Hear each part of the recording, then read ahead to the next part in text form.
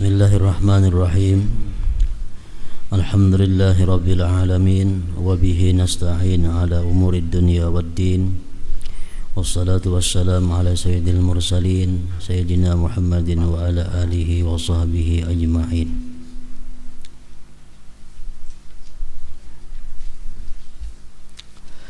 Dan apabila kamu membaca A'udzu billahi minasyaitonir rajim,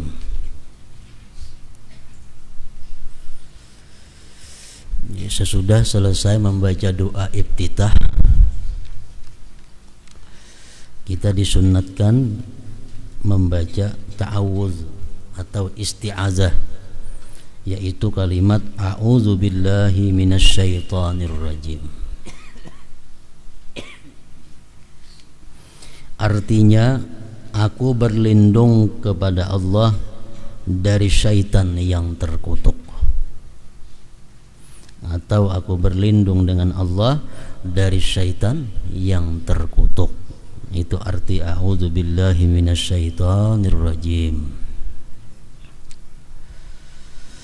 Maka ketahuilah bahwasanya syaitan itu adalah musuhmu,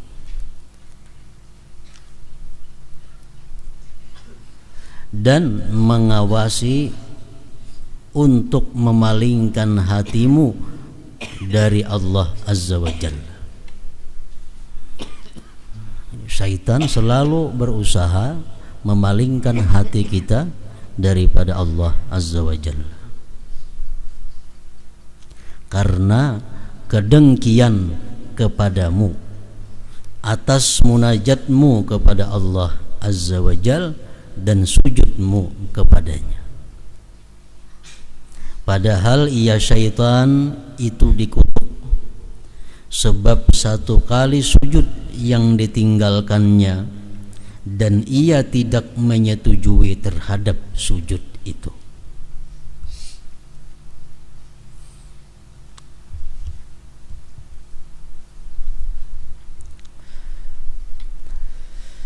Dan permohonan perlindunganmu kepada Allah Subhanahu wa ta'ala daripadanya syaitan adalah dengan meninggalkan sesuatu yang disenangi oleh syaitan dan diganti dengan sesuatu yang disukai oleh Allah Azza wa Jalla, bukan dengan semata-mata perkataanmu a'udzubillahi minasyaitonir rajim tadi.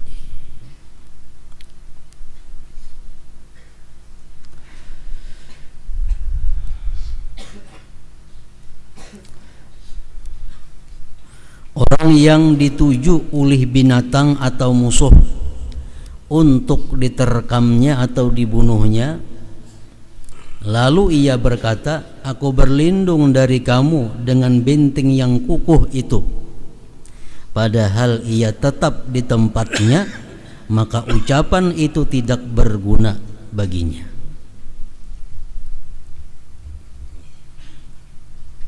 Bahkan tidak melindunginya kecuali penggantian tempat.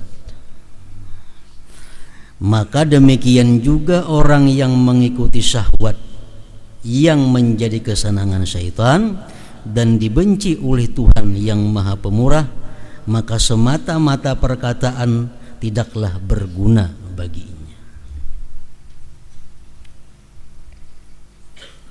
Sama halnya lawang rumah dibuka, lawang pintu rumah dibuka, berdoa kepada Allah, ya Allah selamatkanlah harta benda hamba daripada kehilangan, tapi lawangnya dibuka.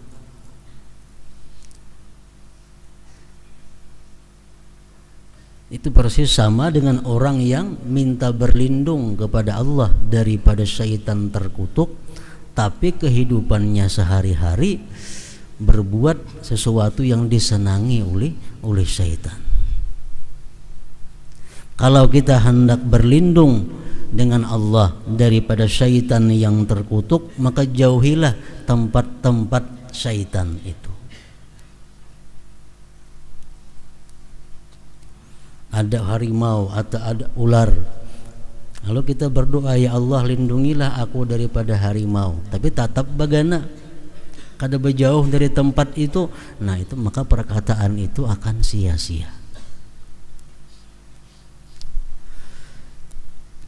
Nah jadi supaya sembahyang ini terlepas daripada gangguan-gangguan syaitan, sembahyang ini terlepas daripada godaan waswis syaitan, maka kita disunatkan sunat yang sangat kuat untuk membaca a'udzubillahi minasyaitonir rajim.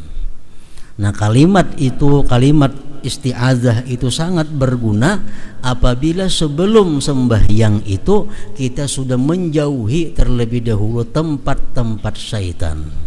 Kita sudah menutup pintu masuknya syaitan. Kalau sudah pintu-pintu tempat masuknya syaitan kita tutup, lalu kita ucap a'udzubillahi minasyaitonir rajim, nah itu bermanfaat ucapan a'udzubillahi minasyaitonir rajim tadi. Imam Al-Ghazali mengatakan pintu-pintu syaitan yang mesti kita tutup di dalam diri kita ada 10 pintu. Syaitan bisa masuk ke dalam diri kita melalui salah satu di antara pintu yang 10 ini. Kalau pintu yang 10 ini kita buka, walaupun 1000 kali kita mengucap a'udzubillah, kan ada manfaatnya.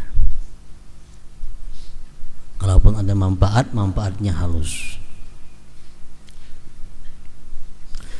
Imam Ghazali mengatakan pintu syaitan masuk ke dalam diri kita itu pertama lewat ghadab.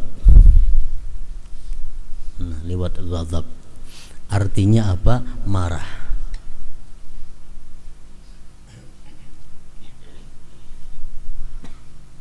Orang nang marah itu membuka pintu seluas-luasnya untuk syaitan.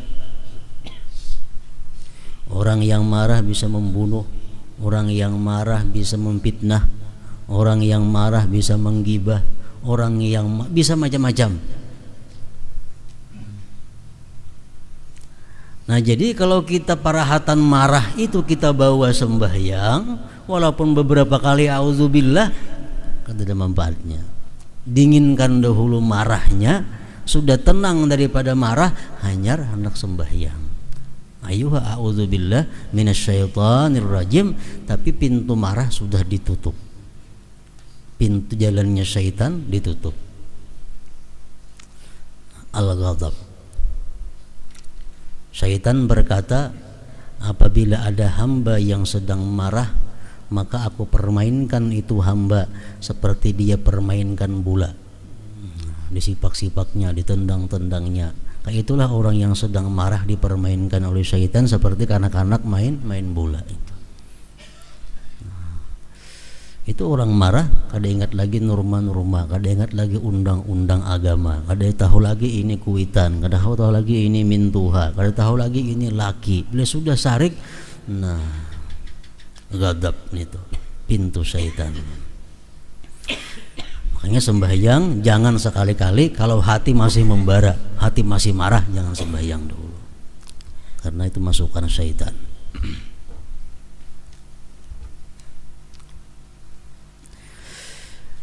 Yang kedua, pintu syaitan yang masuk ke dalam diri kita adalah lewat pintu syahwat. Syahwat artinya keinginan nafsu.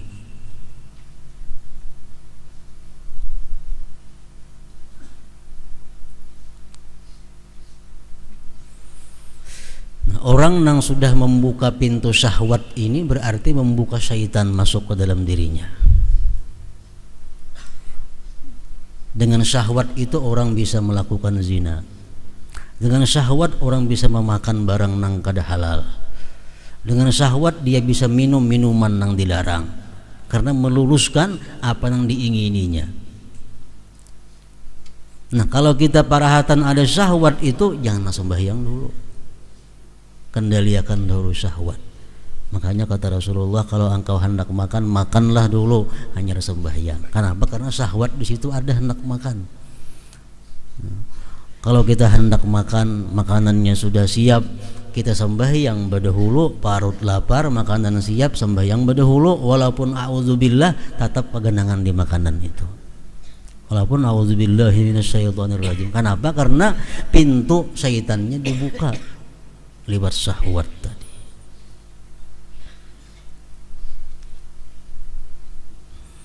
Yang ketiga, ujar Imam Ghazali, pintunya syaitan itu masuk ke dalam diri manusia ada lewat hasad, lewat dengki.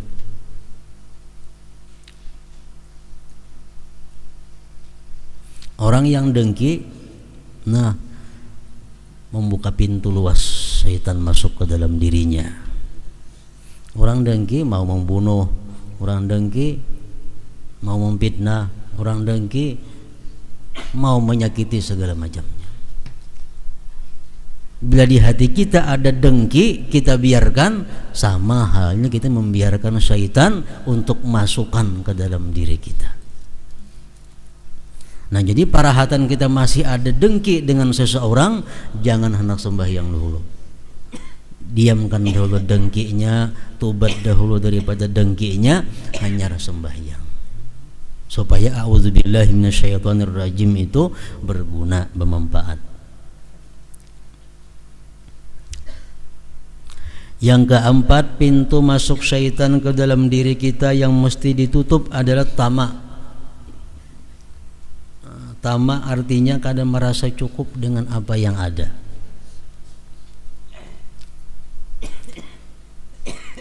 Ini mencakup seluruh perkara. Makan kada cukup, makan yang ada. Berpakaian kada cukup, pakaian yang ada. Penghasilan rasa kada cukup, penghasilan yang ada. Nah, bila macam itu masih ada dalam diri kita sifat tamak itu, sembahyang kayak apa aja kita kadang-kadang terhindar daripada syaitan. Kenapa? Karena selalu dimasuki syaitan untuk menghayal, mengingini, memiliki segala macam sesuatu yang dituntut oleh hawa nafsunya. Tamak. Yang kelima, asyiba minat ta'am walau halala. Kenyang dari makanan walaupun makanan yang halal.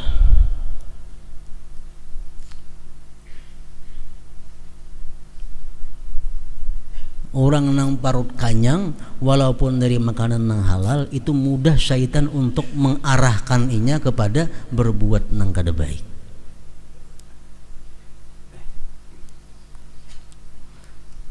Jadi artinya kalau sembahyang itu parut lapar jangan, kanyang jangan. Parut lapar berpikir makan gimana sembahyangnya. Parut kanyang lapah pulang sembahyangnya. Nah, jadi kalau sembahyang itu supaya jangan terganggu dengan urusan itu, antara kanyang lawan lapar. Dan agama pun menganjurkan demikian juga. Kalau kita makan, makanlah jangan sampai kenyang. Nah, karena bila sudah makanan itu kanyang, berarti kita membuka syaitan masuk ke dalam diri kita. Yang keenam, Imam Ghazali, pintu syaitan lagi hubbut tazayyun, suka berhias. Orang ini suka aksi.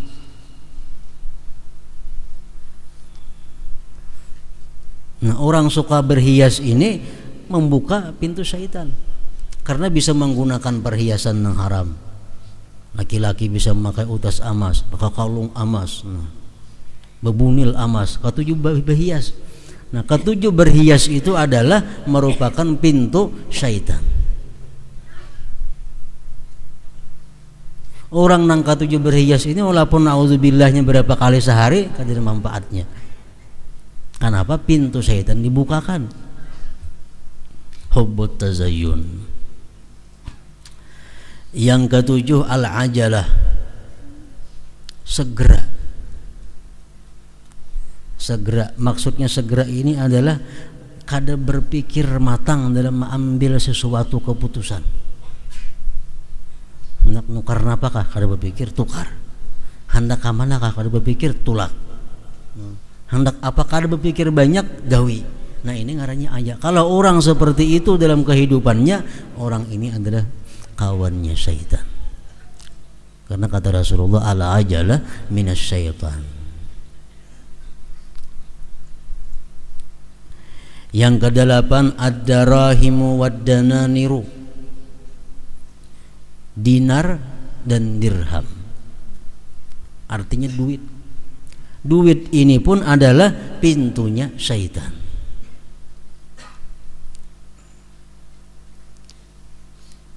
Orang yang sangat cinta kepada duit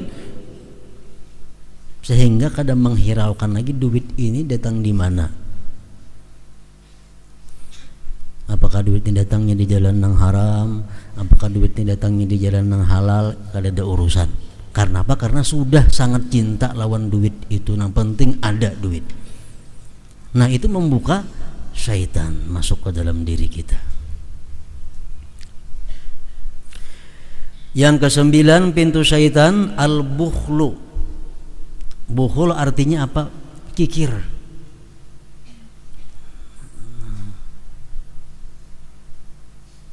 Orang kikir ini memikirkan pun orang aja keluar pun seorang kada.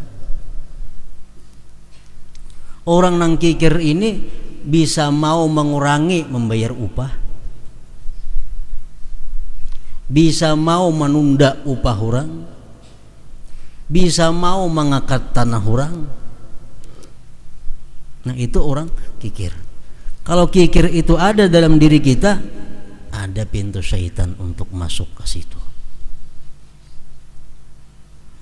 Nah, yang ke-10, ta'allumul ilmil khafi qabla mumarasati zahir. Belajar ilmu hakikat sebelum mahir ilmu syariat. Orang tuh belum matang lagi ilmu syariat, belum matang lagi ilmu fikih, belajar sudah ilmu tasawuf nang dalam, sama membukakan pintu syaitan lawan dirinya. Iya, nang akhirnya kada bersembahyangan lagi. Iya, akhirnya ampun orang, iya ampun ku juga. Nah, jadi pintu-pintu syaitan itu ditutup terlebih dahulu, hanya kita mengucap a'udzubillahi minasyaitonir rajim. Nah, bermanfaat tuh a'udzubillahnya. Rumah kita kunci, hanya kita bertawakal kepada Allah, minta dipeliharakan daripada pencuri. Nah, itu bermanfaat.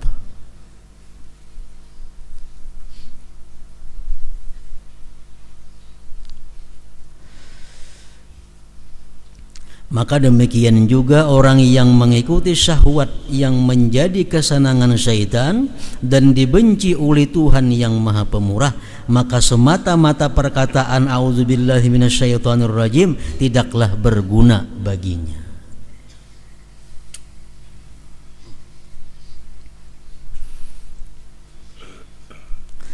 Maka hendaklah perkataannya disertai dengan azam, cita-cita untuk berlindung dengan binting Allah Azza wa Jalla dari kejahatan syaitan. Bintingnya adalah la ilaha illallah, tidak ada Tuhan melainkan Allah.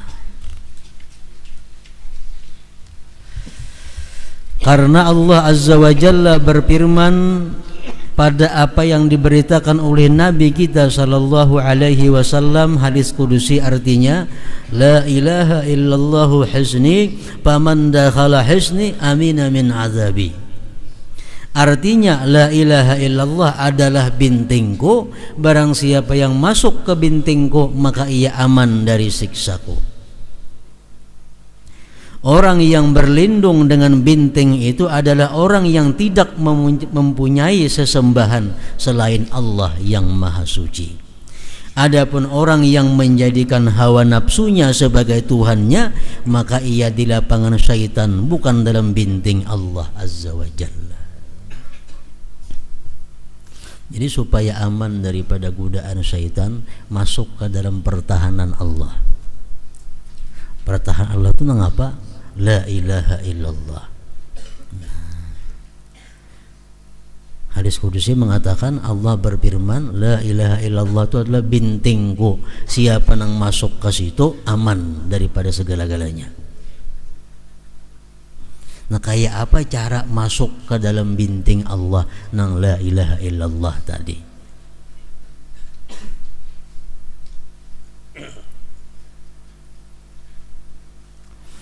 Ada dua teori ulama sufi yang mengatakan cara kita masuk ke dalam la ilaha illallah itu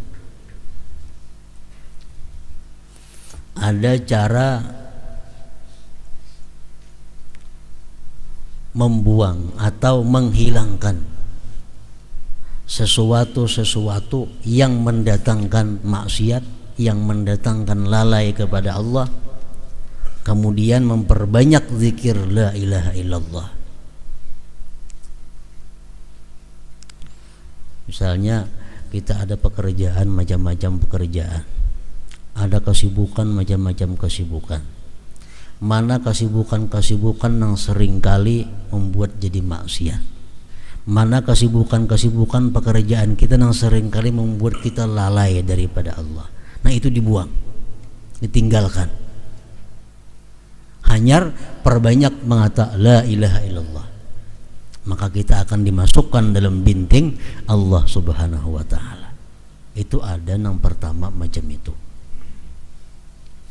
Jadi artinya sebelum mengamalkan la ilaha illallah, orangnya harus membersihkan diri dulu, bersihkan diri daripada macam-macam yang kada baik, hanya perbanyak la ilaha illallah. Ada teori yang kedua daripada ulama-ulama sufi mengatakan agar kita masuk dalam bintingnya Allah itu adalah biar aja kita ada pekerjaan yang melalaikan atau pekerjaan yang seringkali membuat maksiat, biar jangan ditinggalkan.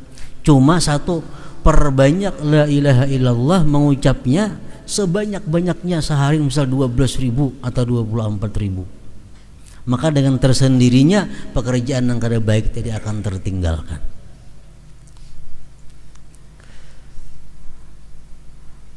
Nah, jalan yang pertama, jalan yang ditempuh oleh Syekh Abdul Qadir Al-Jilani.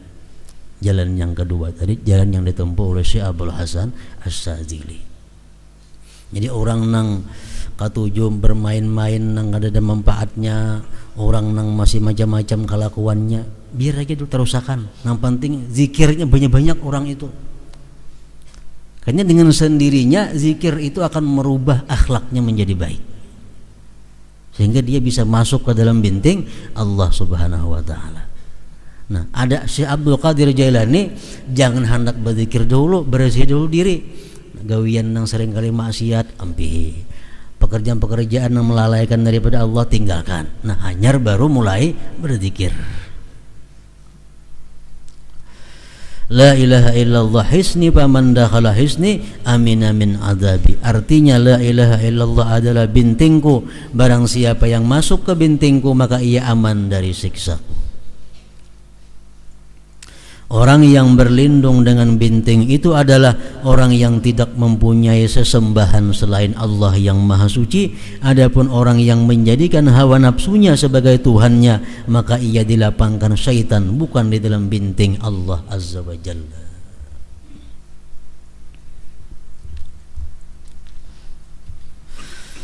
Ketahuilah bahwa sebagian tipu dayanya adalah syaitan itu menyibukkan kamu dengan ingat akhirat di dalam salatmu dan merencanakan perbuatan baik, agar syaitan dapat menghalangi kamu dari memahami apa yang kamu baca.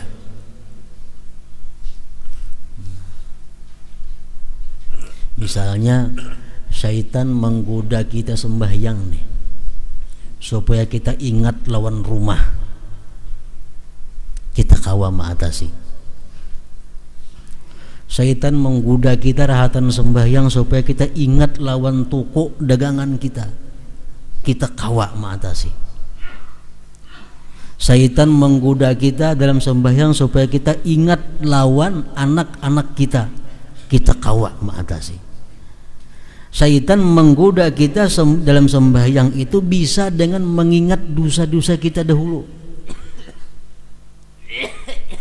Rahatan sembahyang kita ingat dulu kita pernah berdusta, kita melakukan ghibah. Dalam sembahyang kita ingat kita melakukan fitnah. Dalam sembahyang kita melakukan mencuri segala macam. Nah, syaitan menggeritik hati kita supaya kita ingat dosa-dosa kita. Nah, kita kira itu baik, padahal luput.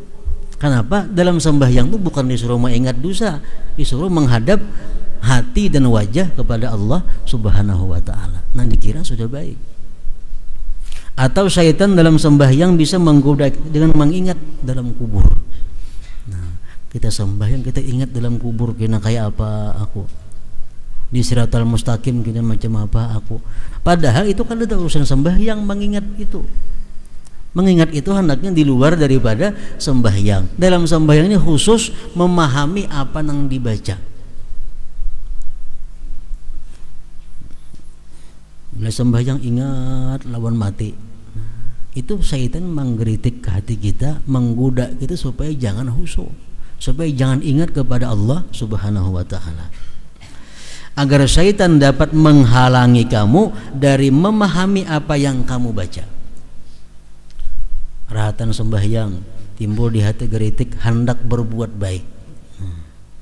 Kan kena yang sembahyang ni membaca Quran, kan kena yang sembahyang ni membaca salawat. Mungkin syaitan ni mengkritik hati kita, kan kena yang sembahyang ni belajar. Nah, dikira itu baik, padahal itu adalah tipu daya syaitan untuk menghalangi kita munajat kepada Allah Subhanahu wa ta'ala. Walaupun caranya pina model baik.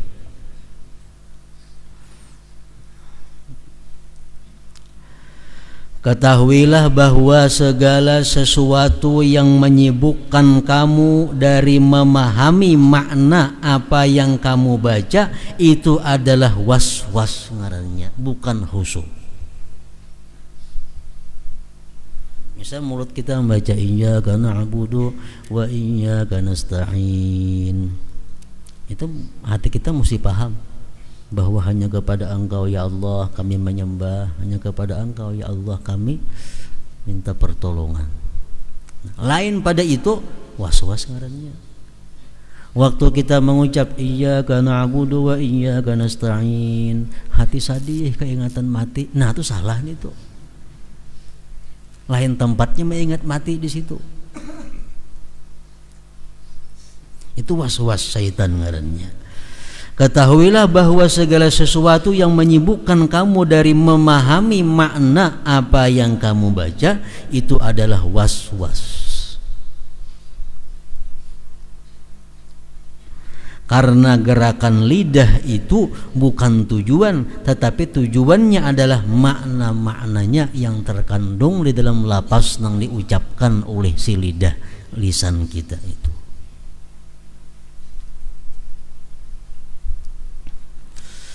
Adapun bacaan, maka manusia padanya ada 3 golongan. Baca Fatihah contohnya. Bismillahirrahmanirrahim. Alhamdulillahirabbil alamin. Arrahmanirrahim. Maliki yaumiddin sampai habis. Nah, membaca Fatihah, membaca tasbih, membaca tasyahud, itu manusia ada 3 kelompok. Pertama, seseorang yang lidahnya bergerak sedangkan hatinya lalai. Di mulutnya mulai auzubillah sampai waladhdallin lancar, fasih bacaannya. Tapi hatinya kadang memahami makna apa nang inya baca. Padahal amunnya hakoninya kau aja memahami itu, bisa aja orangnya bahasa Arab. Bahasa Arab bisa, pandai aja. Ihdina artinya tunjuki kami, tahu aja. Sirat artinya jalan mustaqim yang lurus, tahu aja artinya. Bismillahirrahmanirrahim, dengan nama Allah, tahu aja maknanya. Cuma karena hatinya kesibukan memikirkan yang lain daripada itu, sehingga makna yang dibaca itu kada terlintas dalam hati. Seseorang yang lidahnya bergerak sedangkan hatinya lalai.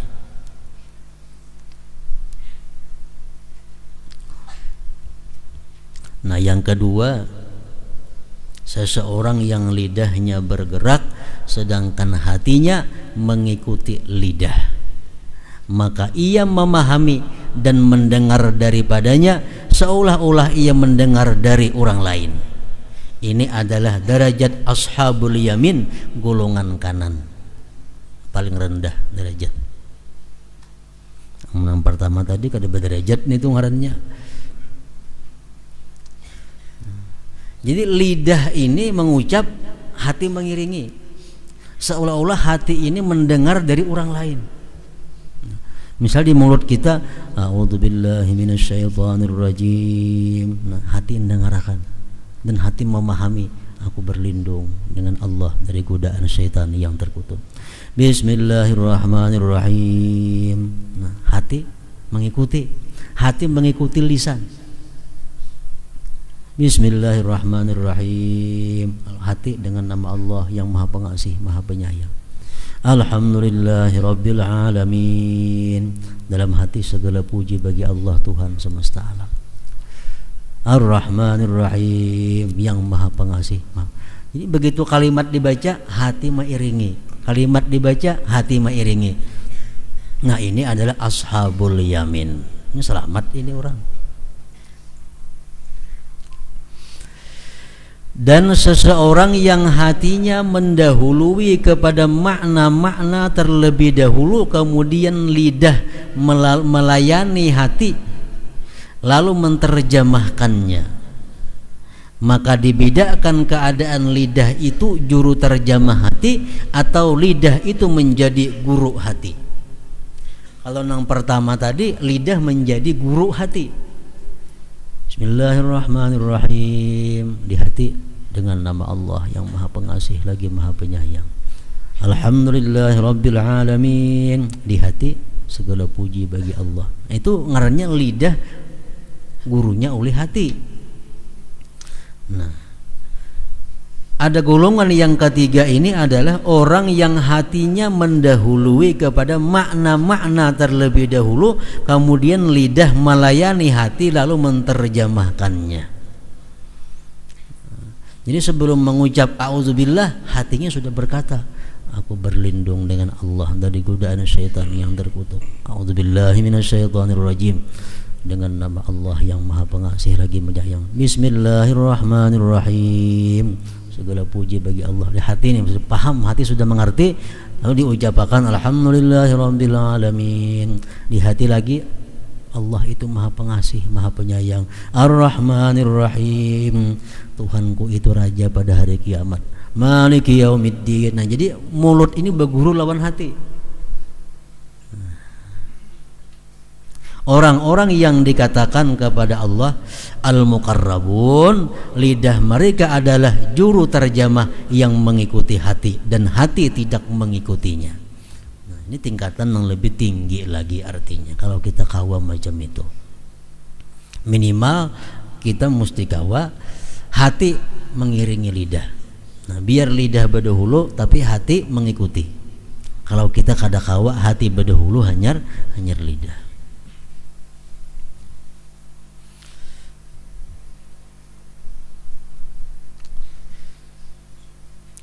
Perincian terjemah makna-makna itu adalah bahwasanya kamu mengucapkan Bismillahirrahmanirrahim, artinya dengan nama Allah yang Maha Pengasih lagi Maha Penyayang. Kalau orang muqarrabin, maknanya berdahulu dalam hati sudah ada, hanya diucapkan di mulut Bismillahirrahmanirrahim. Kalau orang ashabul yamin, di mulut berdahulu Bismillahirrahmanirrahim, dalam hati hanya menyadari, dengan nama Allah yang Maha Pengasih lagi Maha Penyayang. Artinya dengan nama Allah yang Maha Pengasih lagi Maha Penyayang, maka niatkanlah dengannya untuk mendapat berkah, untuk permulaan membaca kalam Allah yang Maha Suci. Dan pahamilah bahwasanya maknanya seluruh urusan itu dengan Allah yang Maha Suci. Jadi Bismillahirrahmanirrahim, dengan nama Allah yang Maha Pengasih lagi Maha Penyayang, aku mulai sembahyang ini. Dengan nama Allah yang Maha Pengasih lagi Maha Penyayang, aku mulai membaca surat Al-Fatihah ini. Terus semakin luas pengetahuan kita, semakin banyak tafsir yang terkandung di dalamnya Bismillahirrahmanirrahim itu. Yang dimaksud dengan isim nama Bismillahirrahmanirrahim, dengan nama Allah. Dimaksud dengan isim nama di sini adalah musamma, orang yang disebut.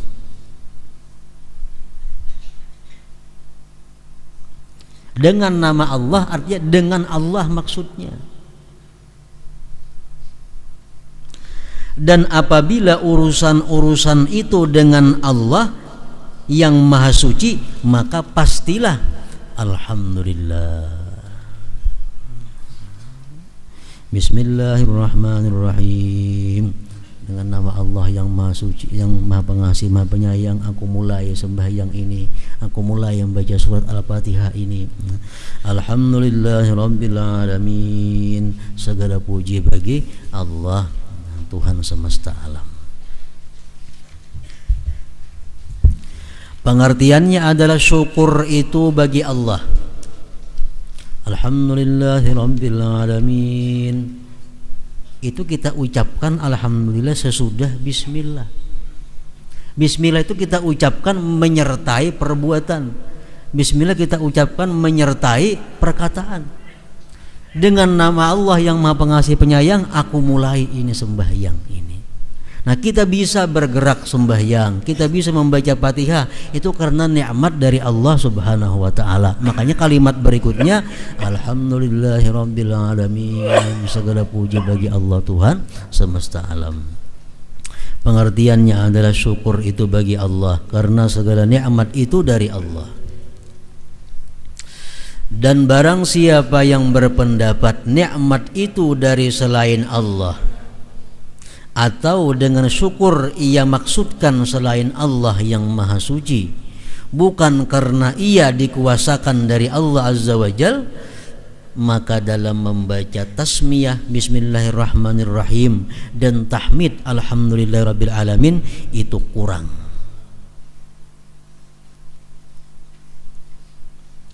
Jadi sebelum kita mengucap alhamdulillahirabbil alamin itu, kita mesti mengiktikarkan bahwa nikmat ini semata-mata hanya dari Allah.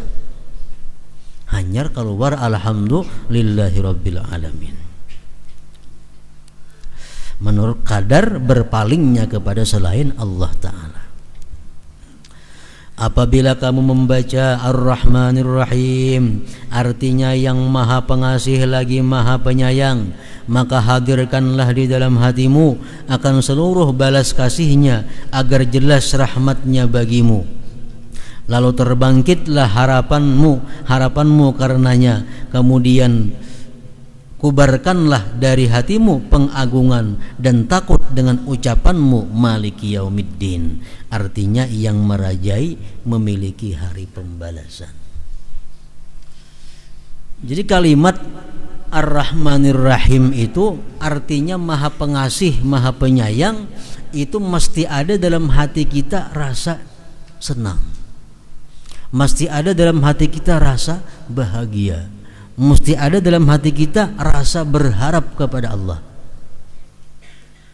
Kalau kada ada rasa itu, nah, kada khusyuk ngarannya. Berarti bisa aja membaca, bisa menerjemah, cuma kada bisa merasai. Kalau kita mengucap menyadari bahwa Allah itu pengasih penyayang, mau kada mau hati pasti tenang, hati kita pasti bahagia, pasti berharap kepada Allah. Nah, maka hadirkanlah di dalam hatimu akan seluruh balas kasihnya agar jelas rahmatnya bagimu, lalu terbangkitlah harapanmu karenanya. Makanya ada orang diulang-ulang, tapi orang sembahyang sorangan aja bang, karena kenyamanannya hati itu. Ar-Rahmanir-Rahim, Ar-Rahmanir-Rahim, Ar-Rahmanir-Rahim, karena merasakan kenikmatan, kelezatan waktu mengucap Ar-Rahmanir-Rahim itu. Nah, kemudian sesudah kita merasakan kenikmatan dan kelezatan itu, kita ada takut kepada Allah. Takut itu melalui ucapan Maliki Yaumiddin, artinya yang merajai memiliki hari pembalasan. Adapun keagungan karena tidak ada kerajaan kecuali baginya. Adapun takut maka karena sulitnya hari pembalasan dan perhitungan yang mana dia adalah pemiliknya. Kemudian dia perbaharuilah keikhlasan dengan ucapanmu iyyaka na'budu. Jadi dalam kita mengucapkan Maliki Yaumiddin itu hati kita pasti ada merasakan takut kepada Allah.